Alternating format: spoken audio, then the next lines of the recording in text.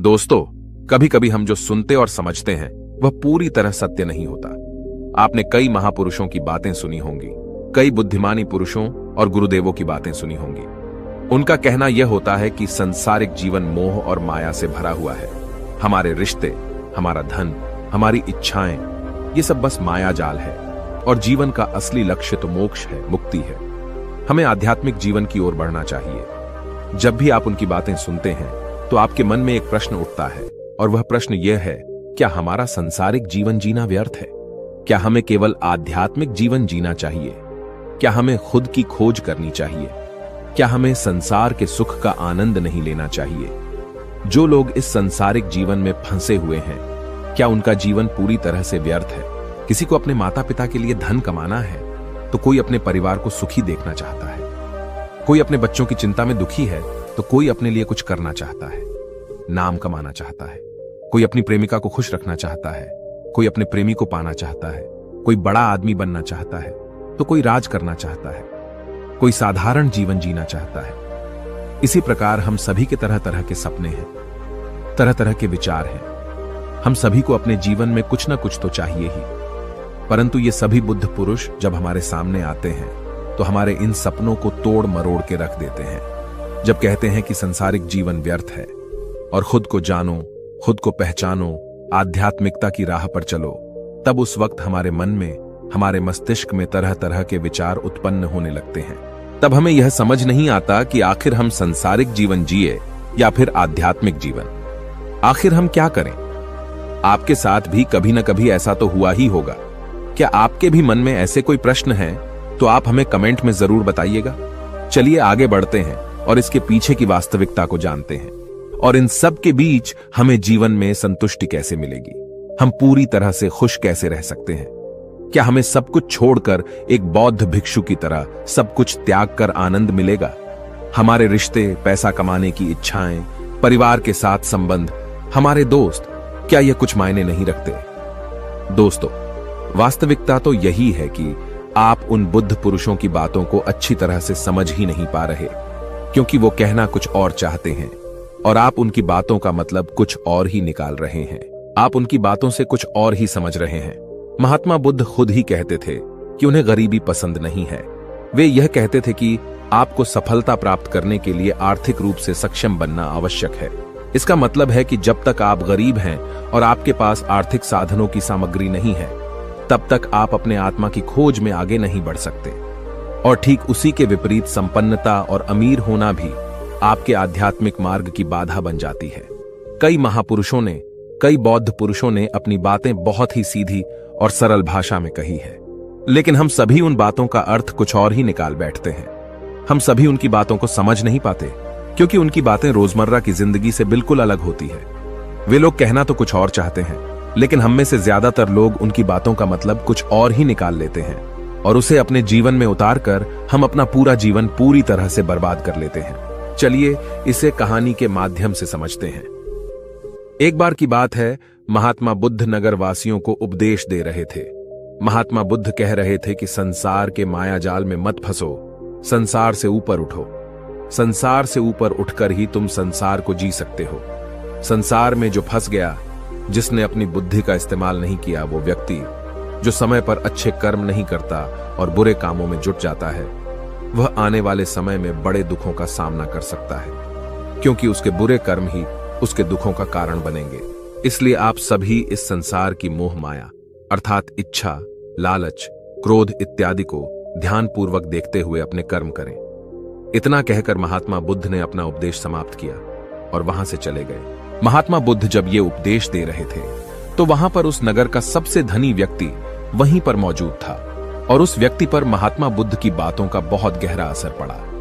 उसका मन अब संसारी जीवन में नहीं लगता था, वह संसारी जीवन से हटने लगा था। अब उसे अपना सब कुछ किया हुआ व्यर्थ नजर आने लगा था। देखते ही देखते कुछ ही सालों में उसका सारा व्यापार चौपट होने लगा था। उस धनी व्यापारी के परिवार के सभी सदस्य उसे इस तरह से देखकर बहुत चिंतित रहने लगे थे, और जब भी कोई उससे बात करने की कोशिश करता था तो वह धनी व्यापारी एक ही बात कहता, ये धन दौलत तो सब बेकार की चीजें हैं, ये सब तो मोह माया है, सब बेकार है। भला हम रिश्ते निभाकर क्या करेंगे? यह सब तो वासना है। जीवन तो केवल एक ही है और वह है मुक्ति। अब तो केवल उसी की आस है, उसी की प्यास है। मैं इतना समझ चुका हूं कि अब से जो भी होगा वह सब अच्छा होगा। अब से उसने व्यापार पर भी ध्यान देना बिल्कुल बंद कर दिया था और देखते ही देखते वह धनी व्यापारी उस नगर का सबसे गरीब व्यक्ति बन चुका था। वह पूरी तरह से निर्धन हो चुका था। उसका सब कुछ बर्बाद हो चुका था और उसका पूरा परिवार सड़क पर आ गया था। एक दिन जब उसके घर में खाने के लिए कुछ नहीं बचा तो उसने अपने आप से कहा, यह मैंने क्या कर दिया? सब कुछ तो बहुत अच्छा चल रहा था, लेकिन मैंने अपने हाथों ही सब कुछ बर्बाद कर दिया। आज मेरे परिवार का हर एक सदस्य भूखा है। उनके पास खाने के लिए कुछ नहीं और मैं उनके लिए कुछ नहीं कर पा रहा। वह यह सब सोच ही रहा था कि तभी उसे याद आया कि उसने महात्मा बुद्ध की बातों में आकर अपना जीवन बर्बाद कर लिया। न तो उसे मुक्ति मिली और न ही धन। वह सोच रहा था, मैं तो कहीं का नहीं रहा। थोड़े थोड़े भोजन के लिए भी आज मुझे रोज मरना पड़ता है। हर रोज मुझे मेहनत करनी पड़ती है, तब जाकर मेरे परिवार को 2 वक्त की रोटी मिल पाती है। अपने परिवार की इस तरह से बुरी हालत देखकर उससे रहा नहीं गया। वह बहुत चिंतित रहने लगा था। वह बहुत परेशान हो चुका था। एक दिन वह अपने घर से भाग गया। रास्ते में जब वह आगे बढ़ रहा था तब उसके मन में ख्याल आया कि वह कहां जाएगा, किससे मदद मांगेगा, आखिर अब उसका साथ कौन देगा। तभी उसे याद आया कि उसे महात्मा बुद्ध के पास ही जाना चाहिए, क्योंकि बुद्ध के कारण ही आज उसकी यह हालत है। उसके हालात के जिम्मेदार तो वही है। मैं तो सीधा सीधा अपने मार्ग पर जा रहा था, लगातार अपने व्यापार में उन्नति कर रहा था। लेकिन जब से मैंने उनकी बातें सुनी तब से मेरा मन विचलित हो गया। मुझे समझ नहीं आया कि मैं जो जीवन जी रहा हूं क्या वह सत्य है, या फिर जो वह जीवन जी रहे वह सत्य है। उनकी चिकनी चुपड़ी बातों में आकर मैंने अपना सब कुछ बर्बाद कर दिया। मेरे हालात के जिम्मेदार तो वही हैं, इसलिए मुझे उनके पास ही जाना चाहिए। अपने मन में क्रोध लिए 2 दिनों की लंबी यात्रा करके महात्मा बुद्ध के पास पहुंचा और क्रोध में आकर महात्मा बुद्ध से कहता है, हे बुद्ध, आपको कोई ज्ञान नहीं, न ही आपने सत्य की प्राप्ति की है। आप तो केवल भोले भाले लोगों को फंसाना जानते हैं। अपनी चिकनी छुपड़ी बातों में उन्हें बहलाना जानते हैं। आप लोगों के सीधे पर का फायदा उठाकर अपनी प्रसिद्धि और अपनी प्रशंसा करवाते हैं। आप हमें ऐसे सपने दिखाते हैं जो कभी पूरे नहीं हो सकते। मैं भी ऐसा ही एक सीधा साधा व्यक्ति था और मैं उस नगर का सबसे बड़ा धनी व्यक्ति था। आपसे मिलने से पहले सब कुछ ठीक चल रहा था। मेरे पास धन की कोई कमी नहीं थी, सारे ऐशो आराम थे, सारी सुख सुविधाएं थीं। लेकिन जब से मैंने आपका उपदेश सुना, मैं आपसे इतना प्रभावित हो गया कि मैंने आपकी बातों को ही मानना शुरू कर दिया और वो सारी चीजें छोड़ दी जो मुझे संसारी जीवन से जोड़ती थीं। अर्थात संसार की सारी मोहमाया मैंने त्याग दी और आज देखिए आपकी वजह से मेरा पूरा परिवार भिखारी बन चुका है।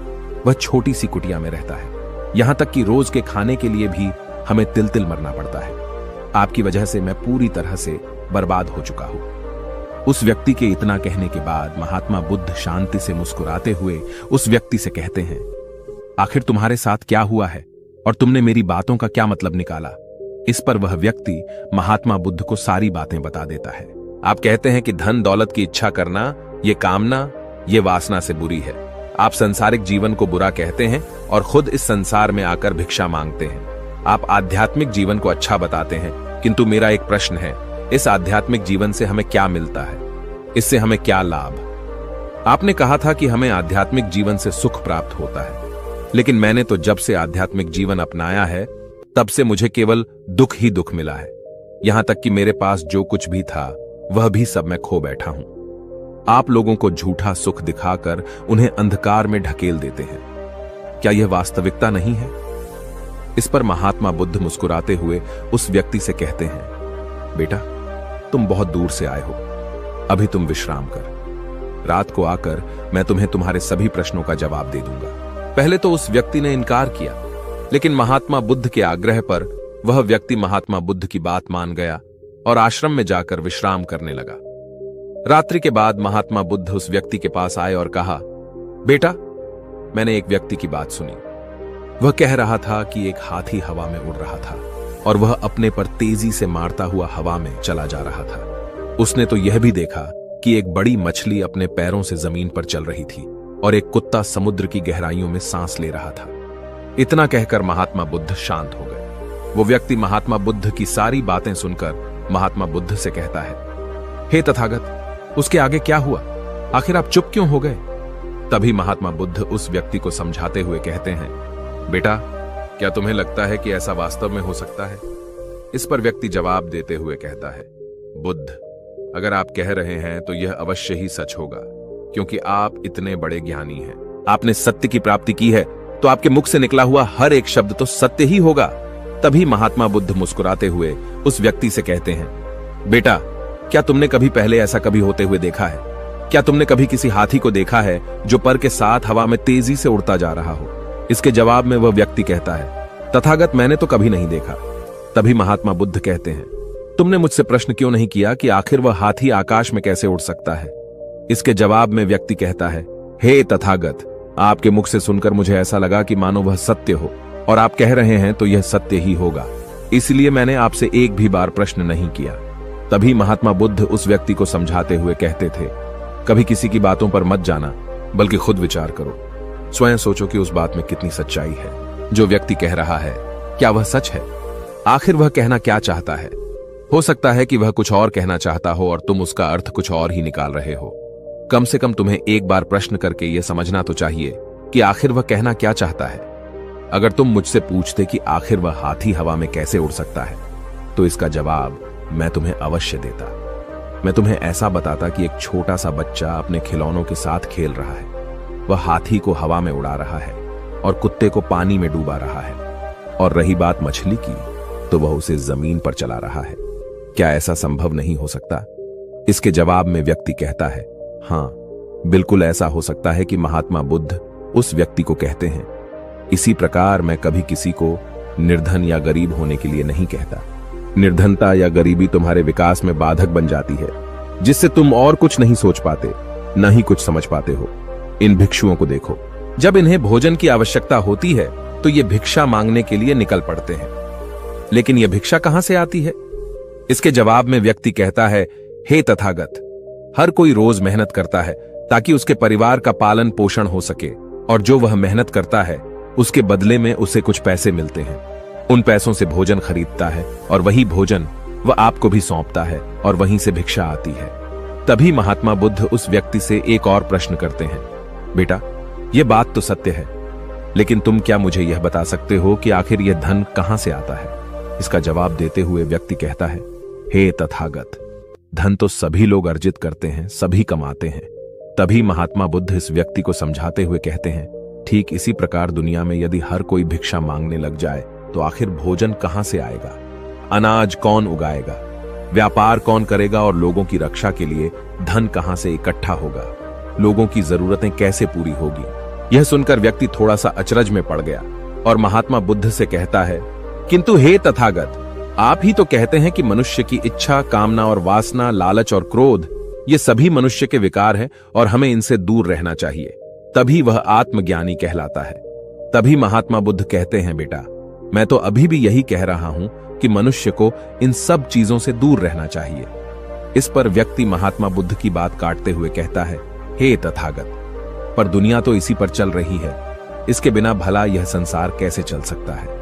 हर किसी को पैसों की जरूरत है, बिना पैसों के वह अपने परिवार को नहीं चला सकता, वह अपने परिवार का पालन पोषण नहीं कर सकता, वह अपने परिवार के लिए भोजन नहीं ला सकता, और यदि वह पैसे नहीं कमाएगा तो वह भूखा मर जाएगा। तभी महात्मा बुद्ध कहते हैं, बेटा, यह संसार इन चीजों से नहीं चल रहा, इन चीजों से बिगड़ रहा है। इस पर व्यक्ति कहता है, हे तथागत, आखिर आप क्या कहना चाहते हैं? मैं आपकी बात समझ नहीं पा रहा। संसार में इच्छा, कामना, वासना और क्रोध ही तो है, और जब हम इनका त्याग कर देते हैं तब हम आध्यात्म के मार्ग की ओर आगे बढ़ते हैं, अर्थात मुक्ति के मार्ग पर, यानी कि हम सन्यासी के मार्ग पर चलते हैं। इस पर महात्मा बुद्ध जवाब देते हुए कहते हैं, बेटा, तुमने जो कुछ कहा वह भी एक बहुत बड़ा सत्य है। इच्छा, कामना, वासना और क्रोध, ऐसे ही बुरी भावनाओं को छोड़ देने से हम संसार छोड़कर सन्यासी हो जाते हैं, और इन्हीं सभी चीजों को छोड़कर भी हम संसार में जी सकते हैं, धन कमा सकते हैं, मान, पद, प्रतिष्ठा और सम्मान कमा सकते हैं, क्योंकि हम सब अपना कर्म ही तो कर रहे हैं। एक किसान खेती करता है, पर वह अपनी खेती बिना बुरी भावनाओं के भी कर सकता है। एक व्यापारी व्यापार करता है, और इस व्यापार में चीजों को यहां से वहां पहुंचाना होता है और वह व्यापारी इन चीजों को बिना बुरी भावना के कर सकता है। ठीक उसी प्रकार एक राजा भी अपनी प्रजा की रक्षा करता है और वह भी अपने कर्म बिना किसी बुरी भावना के कर सकता है। और एक भिक्षु इन सभी लोगों को सही प्रकार और सही कार्य करने के लिए मार्गदर्शन करते हैं, जो उस भिक्षु का कर्म है, जो उसका कार्य है। और जो व्यक्ति जागृत होकर अपने कर्मों का सही पालन करता है, वास्तविकता में वही सन्यासी है, वही भिक्षु है। क्योंकि हम जो भी कर्म कर रहे हैं वह हमारा इस संसार में रहने के लिए, जीवित होने के लिए, जीवन जीने के लिए केवल एक माध्यम मात्र ही है। उसे छोड़कर हम कुछ भी नहीं पा सकते। और हमारे सभी कर्म करते हुए हमारा मुख्य उद्देश्य जागृत होना है, खुद को पहचानना है, खुद को जानना है। एक बार यदि हमारे भीतर ज्ञान का उदय हो गया, तब हम चाहे जो भी करें, वह फिर संसारी हो या सन्यासी, सब एक ही होते हैं। इस पर व्यक्ति महात्मा बुद्ध से कहता है, हे बुद्ध, किंतु मैंने तो देखा है कि आप अपने संघ में उन लोगों को भी शामिल कर लेते हैं जो लोग अपने परिवार को छोड़कर आए, अपने माता पिता को छोड़कर आए हैं, अपने बीवी बच्चों को छोड़कर आए हैं। क्या आप उनसे कभी यह कहते हैं कि जाकर अपनी जिम्मेदारियां पूरी करो? जाओ, अपनी जिम्मेदारियां संभालो और धन कमाओ और वहीं पर रहकर तुम आत्मज्ञान प्राप्त करो। उस व्यक्ति के प्रश्न का जवाब देते हुए महात्मा बुद्ध कहते हैं, भक्ति, क्या तुम शांति को हवा में उड़ा सकते हो? इसके जवाब में वह व्यक्ति कहता है, नहीं, मैं नहीं उड़ा सकता। तभी महात्मा बुद्ध कहते हैं, केवल एक बच्चा ही हाथी को हवा में उड़ा सकता है। ठीक उसी प्रकार जिस व्यक्ति को जो बनना है वह तो वह बनकर ही रहेगा।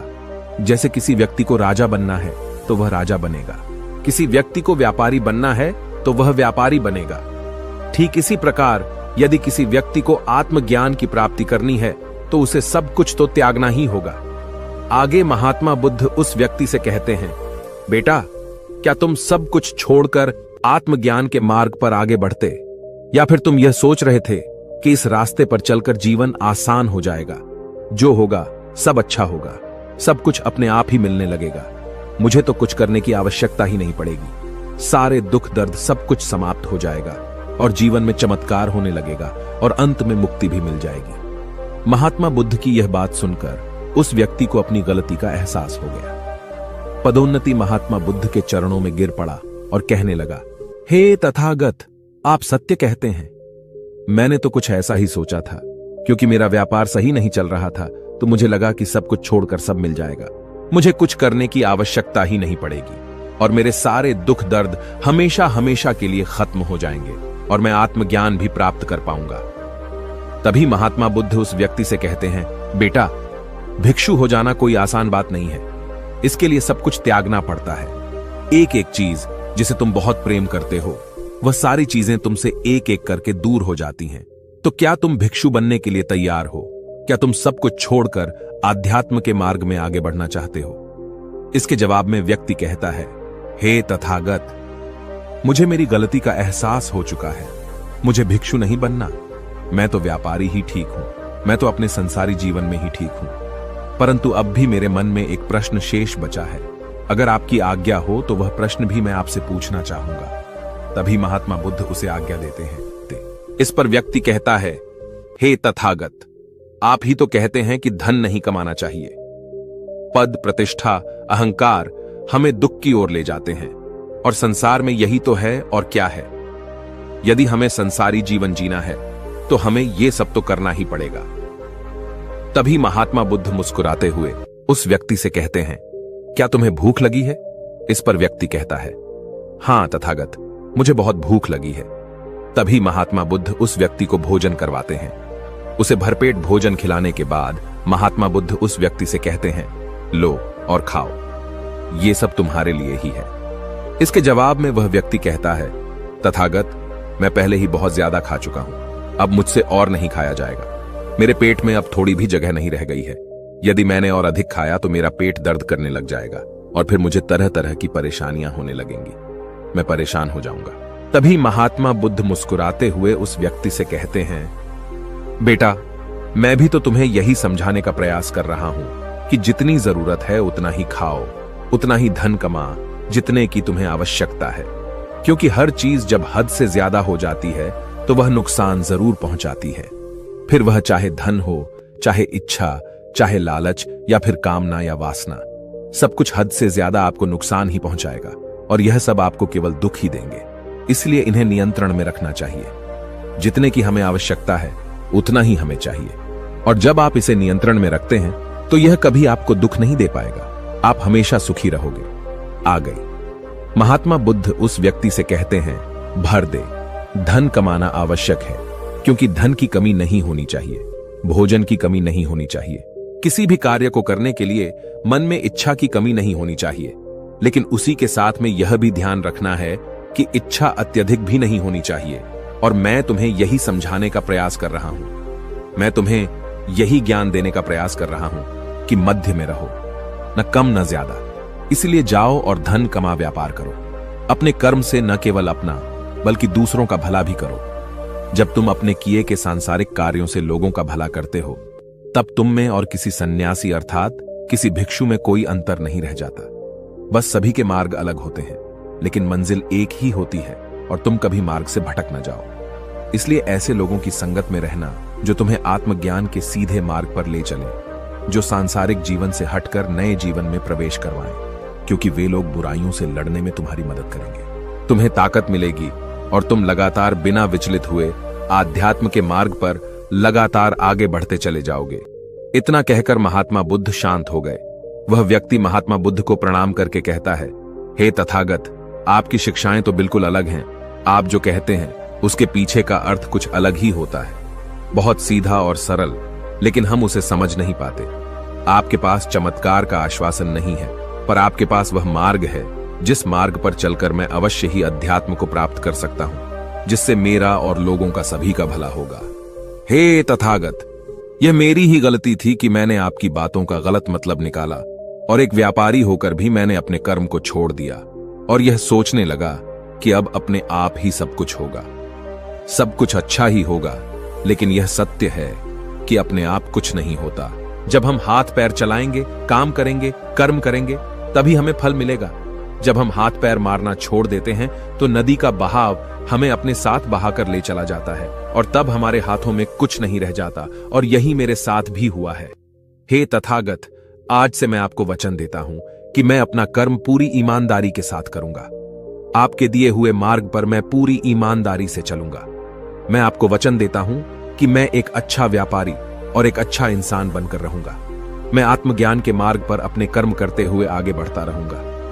इतना कहकर वो व्यक्ति महात्मा बुद्ध को प्रणाम करके वहां से लौट गया। दोस्तों, हमारे साथ भी कुछ ऐसा ही होता है। जब हम किसी सिद्ध पुरुष की बातें सुनते हैं तो हमें लगता है कि संसारी जीवन व्यर्थ है और हमने जो कुछ भी आज तक कमाया है, जो कुछ भी आज तक कर्म किए हैं, वो सब व्यर्थ है। दुनियादारी की सारी बातें बेकार हैं। हमें तो आत्मज्ञान के मार्ग पर बढ़ना चाहिए, वही सही राह है।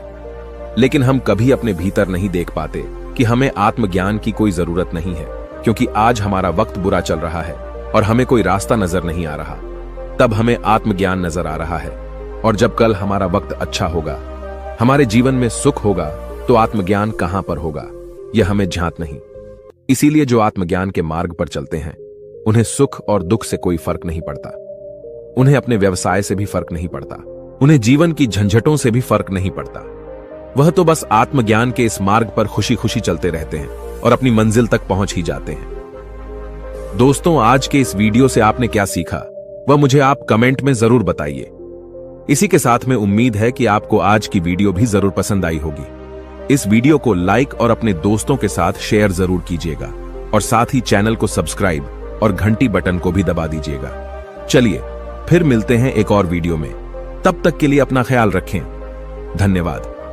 नमो बुद्धाय।